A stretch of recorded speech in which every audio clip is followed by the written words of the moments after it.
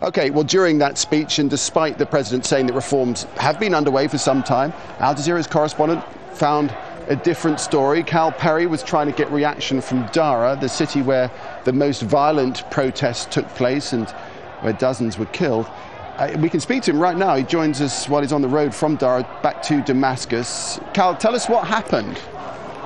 Well, Nick, we left just about an hour ago to make the 100-kilometer drive down to Daraa, and we made it through the sort of outer checkpoint that lies on the outside of the city. But when we tried to get to the city center, there was a pretty heavy military presence, entrenched machine gun positions, two of them that had been pre-sighted down the road that we were trying to come in on. We were stopped. They asked us for our IDs, and I should mention at this point that we are officially accredited by the government to travel and to report on the situation that's happening. Daraa is obviously a key part of this story because that is where the violence started a week ago, and then we saw protests spreading in different parts around the country in support of the people of Daraa who had been killed, they say, by the security forces who opened on them indiscriminately while they were protesting.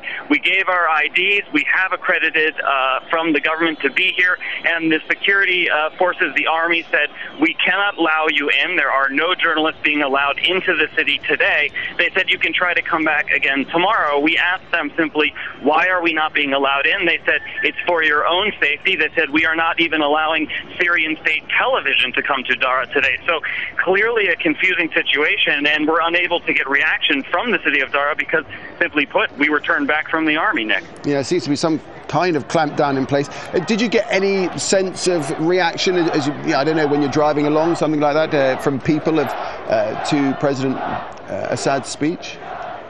Well, you know, it was interesting when we were sort of sitting there at the checkpoint while they were working the radios and checking our IDs. We asked them, where is everybody? The streets were totally empty, and the answer we received from the army was, well, everybody is inside, glued to their television sets, watching the speech from the president. I have been coming to Syria for years now, and I have to be honest with you, I've never seen a checkpoint like this set up inside a city center like this. At one point, I believe it was a colonel was sort of looking down the scope of a rifle that he had removed from the rifle, and he was looking down the road, sort of monitoring the cars as they were approaching the checkpoint. So clearly the army, I think, is concerned about the potential reaction from the speech, and as you noted, there was really no details or reforms, details of the reforms from the president in the speech today.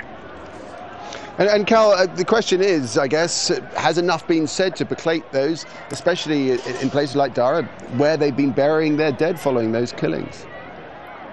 Well, we're going to find out, and I think we're going to find out pretty quickly. Certainly on Friday is going to be a key day when people come out of the mosques after noon prayers. I think we will see the reaction. My guess is that no, there was not enough concessions given. You have to keep in mind that when people started protesting first for reforms, that quickly changed into something different because of the violence. After the funerals, it changes people's attitudes. When they come to protest against reforms and then they end up burying their brother or their father or their son the next day, you can expect anger to rise on the streets. And I think people were really looking at this speech today for some really specific reforms and dates and what exactly would happen. We heard from Dr. Bouzaina Shaban just a few days ago. She said a full investigation will be launched into what has happened, and we will follow through on that. I think that the people, especially in Daraa, who have recently buried their dead, were looking for some specifics, and they didn't receive any.